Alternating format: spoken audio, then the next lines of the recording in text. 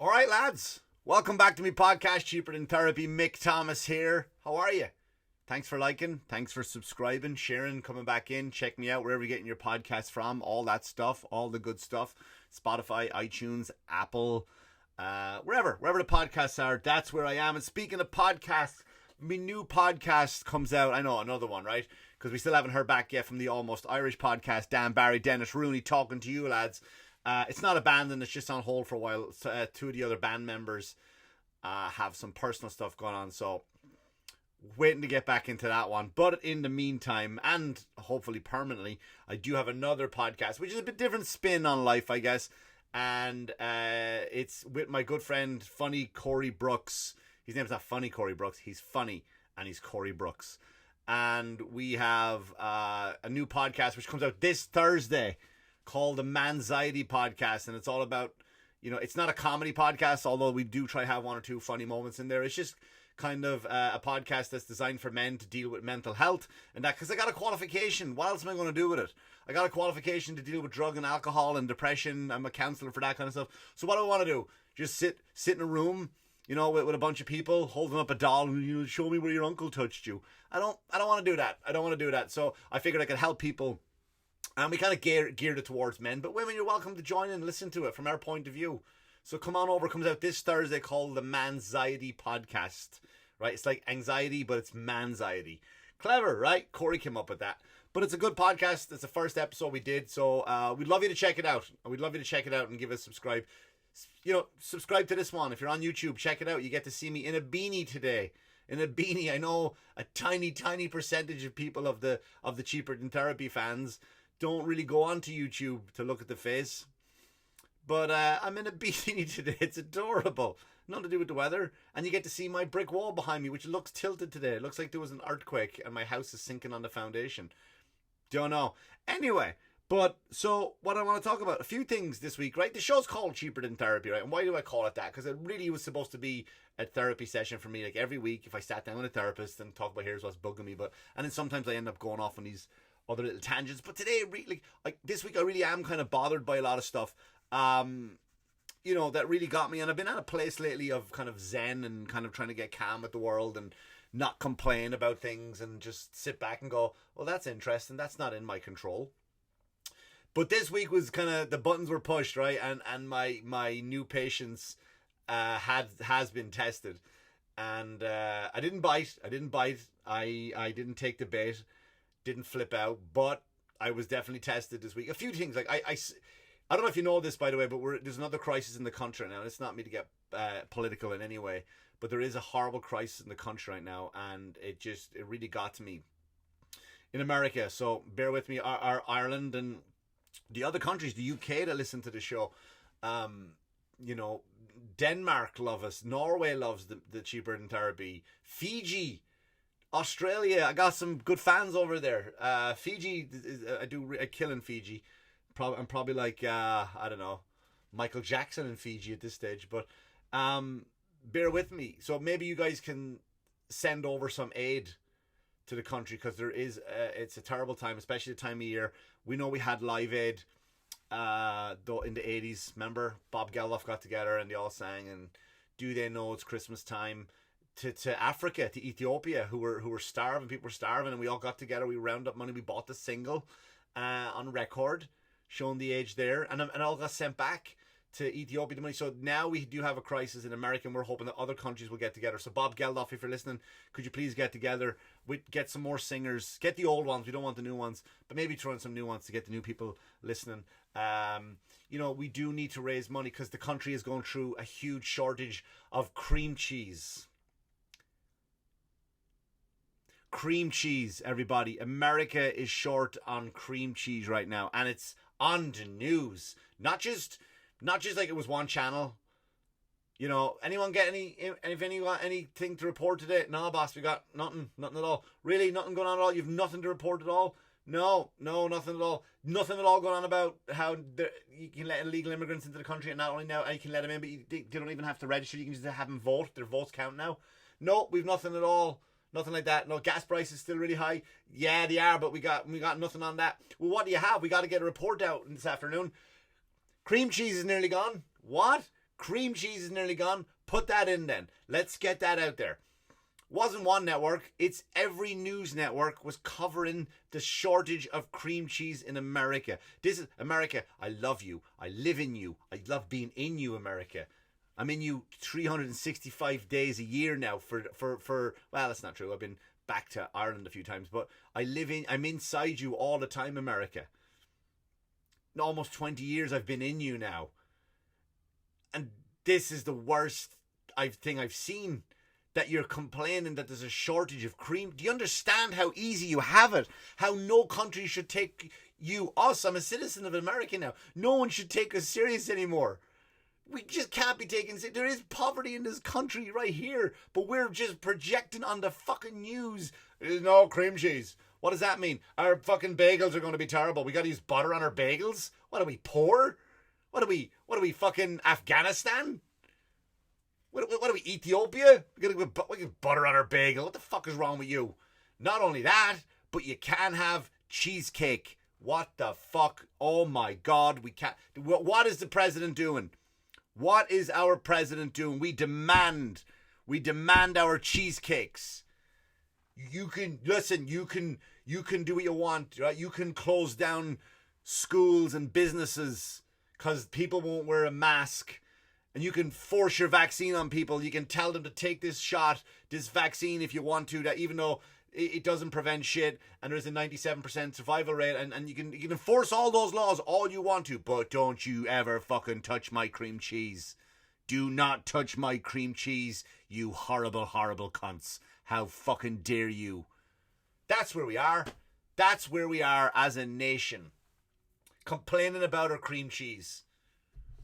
Can anyone explain that to me? Do you know what I mean?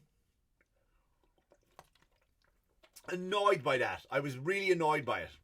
And again, I found my zen. I don't really watch the news anymore. It's better for me. It's better for the old brain. Right? The wiring. I'm not designed to take in the news like that. I don't think any comedians are designed to take in the news like that. Because that would blow our fucking minds. Because we're supposed to think, not outside the box, but we think a little bit different, right? Because we're supposed to, which is the way we look at the world. We look at the world something different, through a different scope. But cream cheese shortage. You can't get a cheesecake and your bagels are fucked up. And you wonder why the terrorists come over, right? And the terrorists do things. I don't think it's about politics. I just think they just want to hurt people because we complain about that's when you know you're doing all right in life. That's when you know you're doing okay. When that's all you complain about, right? You go to other countries and they're like, hey, what's going on? Yeah, they might be cutting our heads off today. Really? Yeah. But you know what though? At least I got cream cheese on my fucking bagel today. It could be worse. Could be worse, right? Yeah, we're probably going to go in lunchtime. Manager's going to call us in. He's going to chop off our left hand because we didn't make our quota this month. You're going to lose our left hand. Really? Yeah, my wedding ring is on there. Oh, it's terrible. But you know what? It's a small price to pay because those poor people in America have no more cheesecakes. Can't get cheesecakes for loving their money now because of the shortage. Fuck me, man.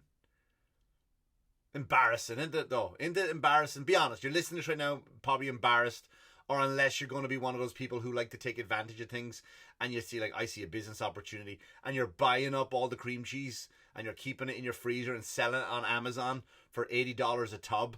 Maybe you're doing that, $80 a tub or maybe you're making cream cheese in your bathtub. Maybe you're doing that. Fucking sucks, doesn't it? The world is a terrible place right now. I go to my gym this morning and I walk in the door and they go, "Where's your mask?" I'm like, fuck off. I didn't say it to him. I never get mad at him. I'm not one of those people that go online and just bitch and moan, and you see them yelling at the $8 an hour kid who got told that he's going to lose his $8 an hour job if he doesn't enforce the fucking person for not wearing his mask or yelling at them. But come on, man. Like, I go to the gym and look, a mask doesn't work for me at the gym because you know what? I run like the Terminator. Not the original Arnold Schwarzenegger because he moved quite slow. I run like the T-1000 where he's able to almost catch up at a cop car. That's the speed I run. on the treadmill to the point where people just go complain to management. I run that fast and that hard that people complain to the manager to go, you know what, could you have him, this is a judgment-free zone. They say it's a Planet Fitness is a judgment-free zone.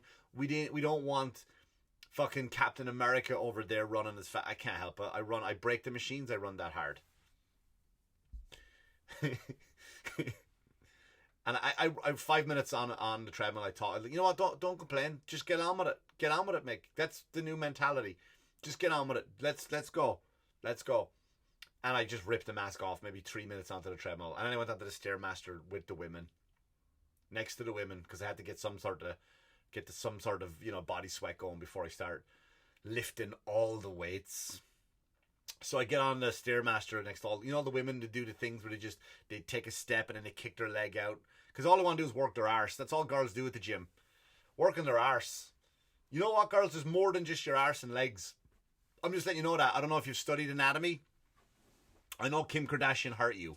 I know she hurt the women's movement a few years back when she came out with that big arse. And all the women and all the men were told to like big arses. I don't like big arses. I really don't. So the women were told to like big arses. So now you're all out there, women, and you think you're supposed to have a big arse when you're not. So all you do at the gym is work and there's not one arse machine, by the way. You think someone like Everlast or fucking some sort of Bowflex company would just make the arse machine, right? They just call it arse away or arse up, arse increase, something like that. Just make something that's just designed for your arse. So the women are not taking up all these machines and just arsing it up. So I'm on the treadmill and they're doing the arse thing. And on the Stairmaster, I should say. And I'm just annoyed, man, that we gotta go backwards again. Now I know you're in other states and you're laughing at New York now because the fucking new person came along and said you gotta wear a mask. And again, I'm not an anti-vaxxer, I'm none of those things, and I'm all for the rules. I really am. I always play along with the rules, but I've said this before in other episodes. Can the rules just make sense? Can the rules just make some sort of fucking, can it be practical? Do you know what I mean? Even Fauci came out and he was caught and it was leaked saying, yeah, the masks don't fucking work, mate. Why are we forcing the masks on? I'd rather you almost, not that I would want you to do this, but I'd almost say if you said, all right, listen, we have a capacity member amount in the gym at this time and that's it. We got to close the door and one, you know what I mean? Like a nightclub. Remember the nightclubs you got behind the line? And they used to be, they don't do that in Ireland, really.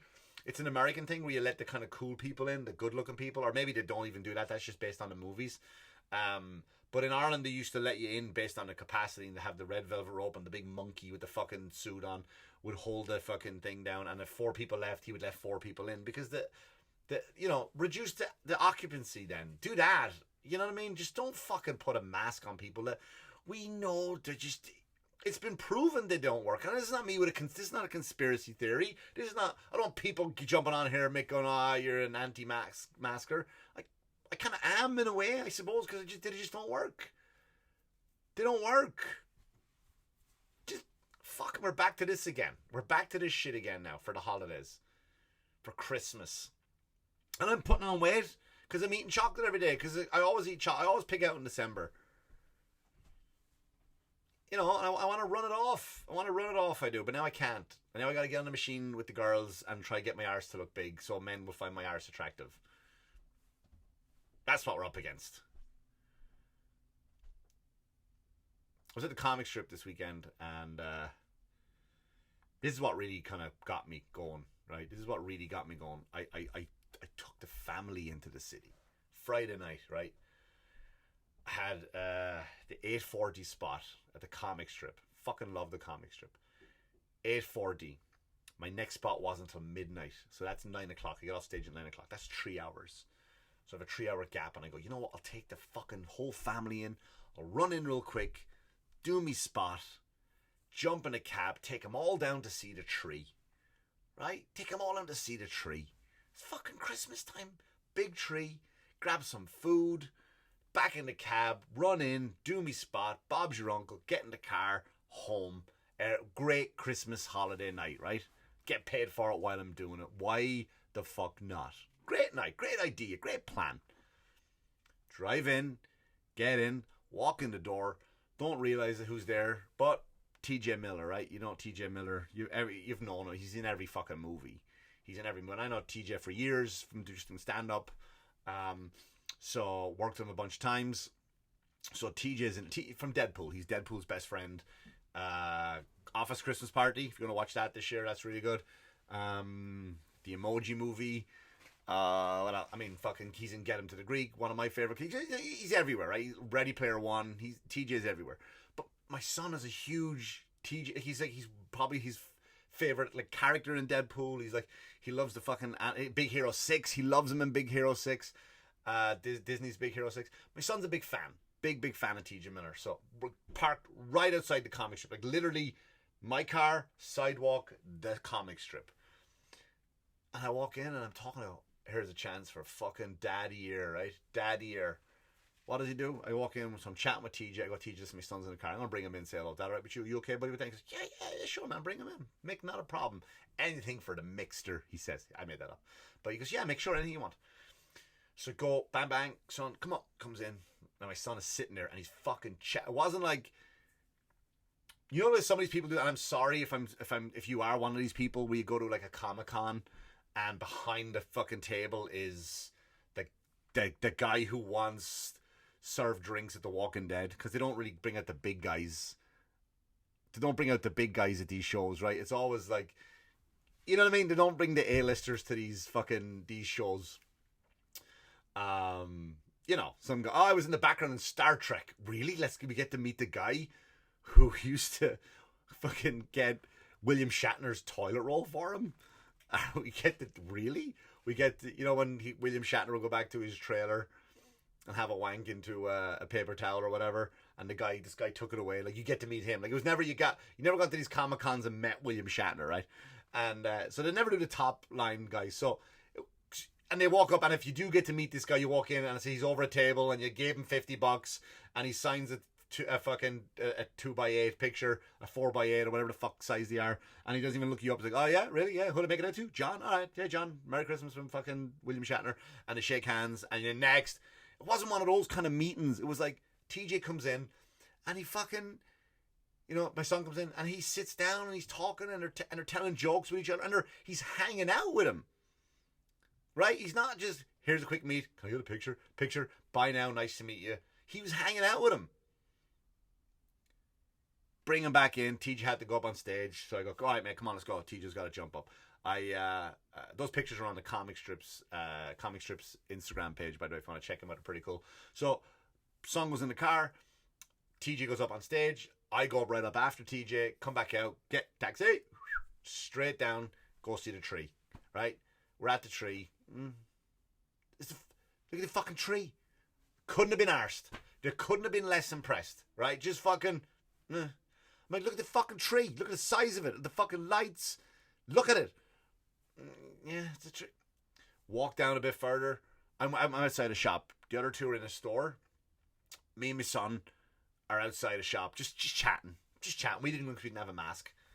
Just chatting. Pretty cool, son. You got to meet T.J. Miller, right? And he goes, yeah.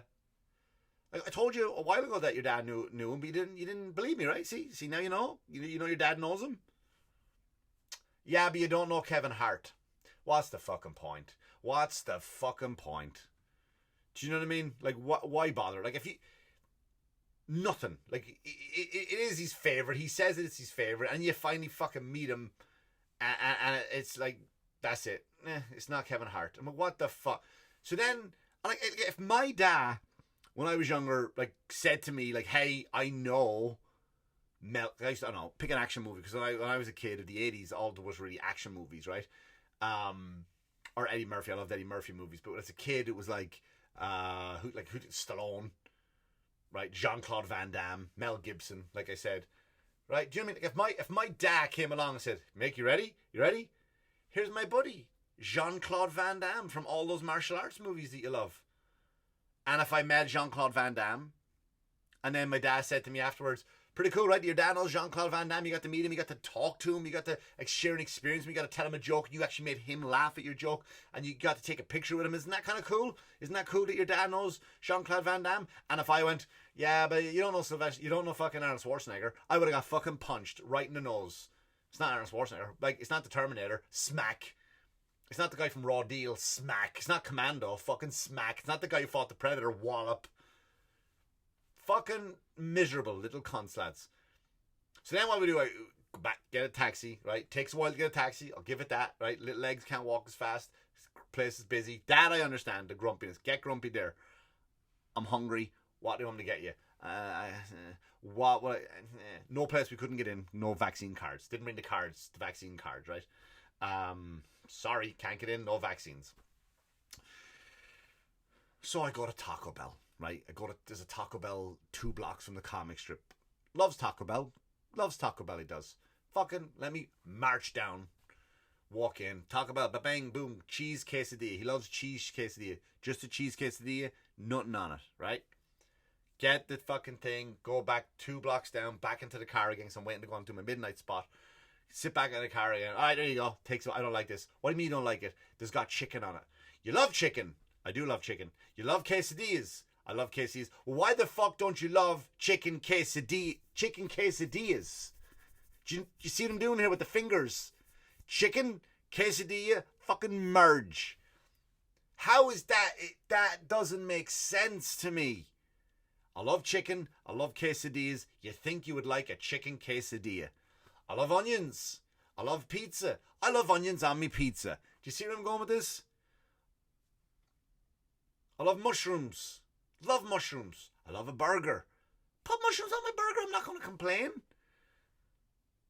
I love turkey sandwiches and I love bacon. You see where I'm going with this?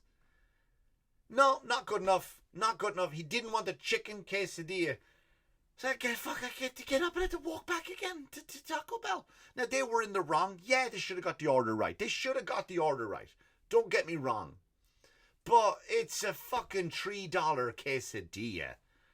You know what I mean? It's not like I paid $20 for a gourmet fucking Mexican real quesadilla with a mariachi band playing as I fucking went. That's very racist. I don't care. Fucking sombreros, piñatas in the background, the whole fucking Mexican experience. It's Taco Bell. Fucking Taco Bell. I don't mind taking the $3 and not fucking throwing out the car. So I had to go back again and tell the guy, hey, listen. And then you bring it back.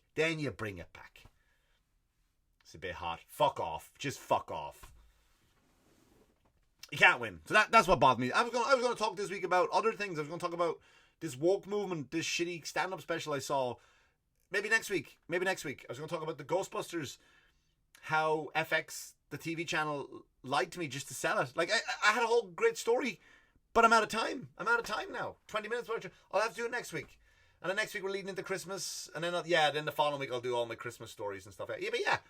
All right, we'll leave it at that. Next week I'll do the whole woke stand-up thing and the Ghostbusters. I'll do that next week. A bit of a teaser. This is what I got. I'll have to get this off my chest today. So anyway, thanks for listening, lads. Thanks for liking, subscribing, and check out the Manxiety podcast, which comes out this Thursday. I will post it on Instagram in the stories. I know I'm done from all that. I'm done with all the social media, but I'm going to go in because Corey put so much work into the production of it. It'd be rude for me not to just post it. So, Manxiety, M-A-N-Xiety with the X and everything. So, podcast.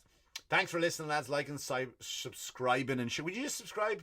Go on to YouTube and just hit the subscribe button and maybe share an episode or two and say, hey, check out this lad. He's actually funny. If you could, that would be great. I appreciate that. Numbers are kind of coming down a little bit because I don't go onto social media, which is fine. I don't need you, social media people. I have real fans out there, real fans of the show who will just watch based on my content. Not that I'm on Facebook or Instagram posting pictures of fucking spaghetti and showing everybody my highlight reel of how awesome my life is when really it tends to go into the toilet once in a while. But listen, thanks for liking, subscribing, sharing. I said that already. Listen, have a great night. Take care of yourselves. Wash your hands as always, you dirty fuckers. Good luck to you.